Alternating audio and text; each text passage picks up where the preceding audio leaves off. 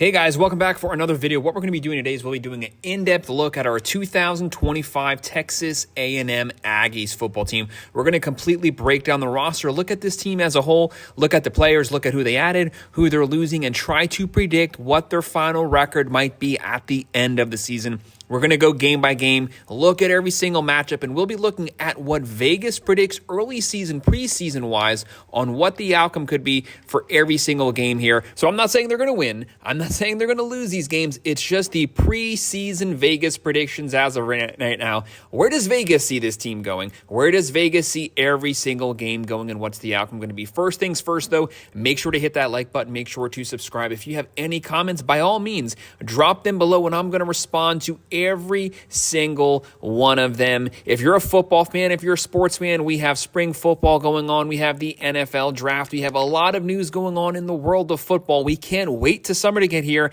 and for the college football season to start. Every game we go over all the matchups throughout the regular season. We break down the best bets, the money lines, the spreads, the over-unders. We do everything. Make sure to like and subscribe to the channel. Now, when you're looking at the schedule there on the side of the screen, you see the stars. So obviously the Blue Stars, that's the game that preseason Vegas predicts the Aggies to win those games. The red ones is where Vegas preseason predicts them to lose those games. The yellow stars are where Vegas predicts those matchups could potentially be toss-ups right now. Like I mentioned earlier, I'm not saying they're going to win them. I'm not saying they're going to lose them. I'm not saying they're toss-ups. It's what does Vegas see right now? Obviously, we're still several months out from the season starting, but where things kind of finished for that 2024 Aggies team was a little disappointing. Yes, they had the very first start that lost to Notre Dame. They had a couple quarterback issues. Then they brought in Reed there at the quarterback position. He took off. When he took over as the starter, this team never looked back. Marcel Reed, the guy can sling it, he can run it, showed a lot of promise, but where they messed up was those last four games. They kind of slid off at the very end. They lost 4 of their last 5 total games last season.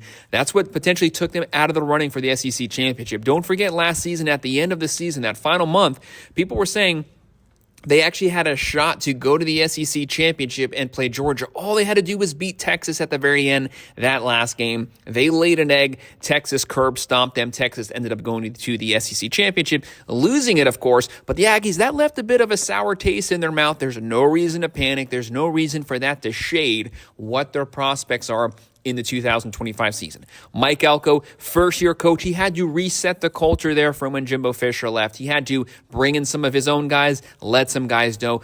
Don't forget, when he took over, this Aggies team had a top 5 overall roster in all of college football, blue chip-wise. That's 4 stars, 5 stars. This team was loaded, but they had a mass exodus. A lot of guys left, but he brought a lot of guys in, and he was working the portal this offseason, brought in 24 portal players in total. They had to rebuild the offense. He wants to be tough at the line of scrimmage on both lines. The offensive line, defensive line. They actually had a top 30 defense last season. No issues on defense. Very successful running the ball. Ran for 210 yards per game in the SEC. That's very difficult. But he wanted some of those big pack catchers, some big targets for Marcel Reed to push the ball down the field, but also some potential targets that you could look for on those third down play action calls. They added Jacob Zeno. He's a quarterback. They added Mike O'Reilly from Auburn, tight end. They added the Georgia cornerback Humphrey, the Texas Tech wide receiver Micah Hudson. They had a lot of issues with him, transfer portal guy leaving. Adios, you don't need him. A lot of off-the-season issues. They added the Mississippi State wide receiver Craver. They added Burcher. They added Hayes. They have a lot of pieces that they're bringing in here to complement this team. Outside of Reed, he's a very good quarterback. First season starting in the SEC, he did really good. This is a guy that can get you 25 to 2,800, potentially up to 3,000 passing yards, and he can easily run for 1,000 yards starting out the season.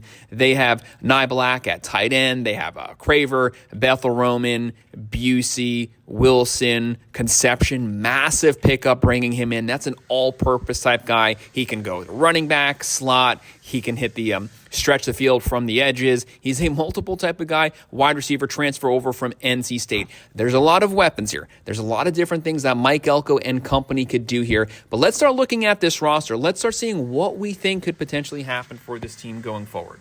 They're going to start the season Saturday, August 30th versus the UTSA Roadrunners. This game is going to open up in College Station. We all know one of the best places to play in all of college football. This is the chance for them to break out those new weapons. This game is not going to be close. It might be close the first quarter. That's at most. They are going to blow them out. They're going to beat the brakes off of them. But you want to try out this offense. You want to try out those new weapons. See what works. Hold a couple plays back. You don't want the SEC competition to see what you're doing going forward this season. But you're going to beat them up. You're going to get those wheels turning. You're going to be gaining some momentum because you're going to be playing the Irish soon. So that's obviously going to be them. They are going to be favored that game. Then September 6th, we're going to also be at College Station. The Utah State Aggies. This is a team that's not very good. This is not even a bowl-eligible team. They are going to blow Utah State out of the water. Back-to-back out-of-conference games to open the season. 2 games that they're going to win, and obviously they're going to be favored there. And then Saturday, September 13th, this is a huge one. This is a massive one. This was a close game. This game was at College Station last season. The Aggies lost it, but now they have a chance to reload, retool, and the Irish are missing a lot of pieces. This was a very talented team, the number 3 overall defense in all of college football last season. Riley Leonard's gone. Love is back. Love's going to be a great running back. They're going to have some weapons there, but they're replacing a lot of starters on their defense. The offensive line was very banged up, but we know Marcus Freeman and company, that team's going to be talented. They're going to be disciplined. They're going to want to attack you at the line of scrimmage. Thankfully for the Aggies, this is a team that Mike Elko also built at the line of scrimmage. But as of right now, Vegas is predicting this one as an Irish win. That's why we have the red star there. I'm not saying that they're going to lose this game. I actually think they have a decent shot to pull off the upset here, but they're going to have to do it at Notre Dame. Very difficult place to play, but this game is going to be fun for us college football fans. So worst case scenario, first 3 games, you are 2-1. Best case scenario, you run the table and you go into that bye week, which is a pretty early bye week, but you go into there 3-0, and then you start SEC play. Saturday, September 27th, we are also at College Station. We have the Auburn Tigers. This is Hugh Free's squad. He's been hitting the portal. He's been recruiting. He has some health issues going on right now, but you know you can never underestimate Hugh Freeze. Very talented coach, very underappreciated coach. The stage is never too big for him. The light is never too bright for him. This guy who's going to be talented. He's going to be calling the offensive plays. This offense is going to be cruising. They have a lot of weapons they're bringing in, but they're going to still take a step back at the quarterback position. Not that they were even good at the quarterback position last season with Thorne, but really they hit the portal, but they didn't really necessarily hit their mark. But there's going to be a team that can run the ball. They're going to have playmakers at wide receiver, and they had a pretty physical defense last season. Right now, Vegas has this game as a toss-up. If you wanted me to pick what the outcome is going to be as of right now, preseason-wise, I'm going to go with the Aggies winning personally. But technically, Vegas has it as a toss-up right now. And then after that, Saturday, October 4th, the Mississippi State Bulldogs, Jeff Lebby's team, bringing in a lot of transfer portal players, but let's just call it what it is. We like to do that. This is not a very good team. This is not a very good roster. The game might be close first half, but the Aggies are definitely going to pull away second half. They are the more talented team. They are the more physical team. And then Saturday, October 11th, the Florida State Gators, also at College Station. So when you're looking at the schedule so far, 5 of the first 6 games have all been at home. That just lets you know that the second half, you're primarily going to be on the road, which is a little difficult here. Right now, Florida Gators, Vegas has this game as a toss-up. You definitely understand why, but there's a lot of unknowns here. We don't know what the status is of DJ Lagaway as of right now. He hasn't been throwing passes in spring practice. He's banged up. He might not start the season, might not even be there for the Miami game.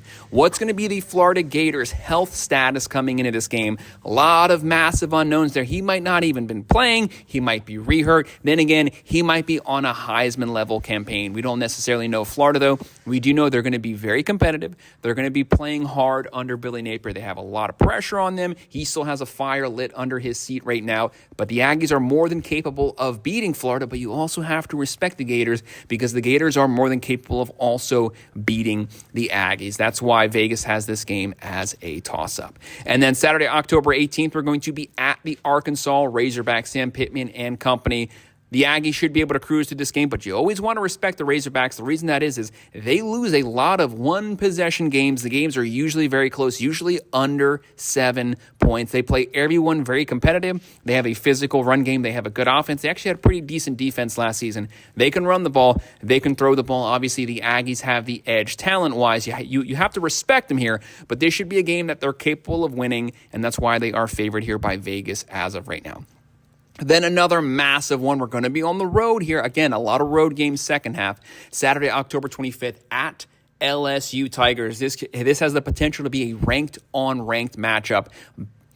Playing in Louisiana, obviously one of the most difficult places to play. This is probably going to be a night game. It's going to be crazy. Aggies are used to crazy atmospheres because they have one at College Station. But LSU, they are going to be loaded, especially at the skill positions. You got to respect Brian Kelly. He has Garrett Nussmeier back slinging the ball, probably going to throw for about 35 to 4,000 yards. They're going to have a lot of wide receiver talent, running talent. They're going to be physical at the line of scrimmage. This is one of those teams that they can out-talent or at least equal the Aggies' talent at every single position on the field, but you can say that maybe the Aggies can also do that versus the Tigers. This is going to be a team that's going to be ranked, has the potential to be a top 15, top 10 team. They're going to be really talented. They're going to be at home. You have to give LSU the edge here to win this one at home.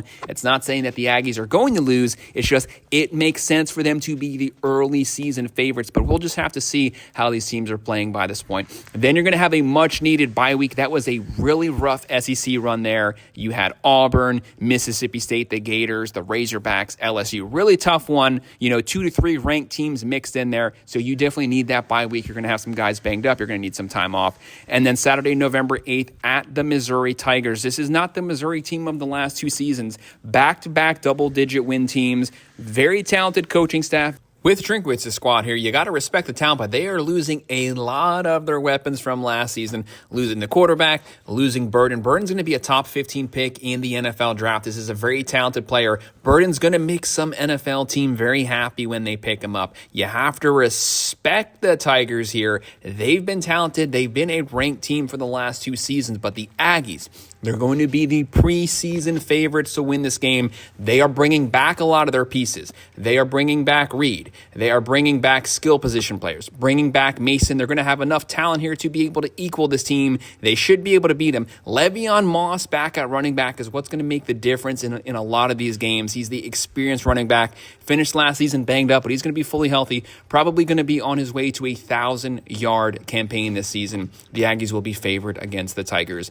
And then Saturday, November 15th, the South Carolina Gamecocks. This team came out of nowhere last season and just ran roughshod through the SEC. Probably going to start out this year top 15, top 10 to start the season. Very talented team, very young team, bringing back a lot of pieces from last season's squad. Beamer, very happy right now. He has a talented team. Will they be able to replicate the production and the results that they had from last season? It's big shoes to fill. It's one thing to come out of nowhere and shock everyone, and then it's a completely different thing to now hold on to that back-to-back seasons. But they have the talent, and they have the veteran players now. Those guys that were young last season, they're now veteran players going into the 25 season. That's why this game is going to be listed as a toss-up. The reason that is, the Aggies, again, can beat them, but the big question mark is going to be what's going to be the product that the Gamecocks are putting on the field? Are they going to be healthy? If they can replicate the success from last season, they're going to be favored this game. If they take a little bit of a step back, that's where you get into that toss-up category. They are further along right now in their production on the field, but that doesn't mean that the Aggies can't beat them. This game's a toss-up. Then Saturday, November 22nd, the Samford Bulldogs. The Aggies are going to be so happy to finally have a cupcake game after that gauntlet that they've been running through the last 7 games, playing 3 to 4 ranked teams. They're going to blow them out. They're going to get the backup some reps. They're going to win this one. They're going to be easy favorites here. And then the big one of the best college rivalries in all of college sports here, one of the best football rivalries in general, one that we finally got back this past season at Texas Longhorns. This team could be number 1, could be top 5, could be top 10. They are going to be in the discussion for a playoff team. The Aggies hope to find themselves in that same discussion. As of right now, Texas, let's call it what it is. They did win the game pretty convincingly last season, but you have to respect the Aggies' talent level here. Reed could be going off at this point. Moss, very talented team here, but the Longhorns, what's going to be the situation with Manning? They've had to replace a lot of wide receivers. Golden, Bond, Worthy from the year before. A lot of first-round wide receivers leaving this team. Yes, they've been recruiting well. Top 5 overall roster. They've been working the portal. They have the guys on the bench to replace that production, but we just want to see it. Are they due for a very slight step back? Maybe not an 11-win season, maybe a 9 or 10-win season. That makes them mortal. That means that the Aggies can beat them no matter what. This is a rivalry game. Completely take those records, throw them out the window. Anything can technically happen in those type of games. This is going to be a really fun one to watch. But as of right now, just preseason-wise, you have to mark it down as a Texas Longhorns preseason victory. So when you're looking at the schedule here, we have 6 easy wins. And then you have 3 toss-ups. So that gives you the possibility to at least win 9 games. And then we have 3 losses here. Now, that doesn't mean that they can't pull off some of that losses. So your floor here is 6 wins. You know they're going to win some of those toss-ups, could even win one of those games that they are favored to lose preseason-wise. That's why Vegas has this team coming in at about 7 to 8 wins in the 25-26 season. That doesn't mean that they cannot achieve higher than that. Everything is in front of them right now. They are healthy. They have the quarterback. They have the coach. They have the running back. And they even have wide receivers now. And we know they're going to be physical at the line of scrimmage on both sides of the ball. Guys, that's just our early preseason predictions and breaking down the schedule, the record for the Texas A&M Aggies for the 2025 season. Make sure to hit that like button. Make sure to subscribe. If you have any comments, drop them below, and I will respond. Thank you.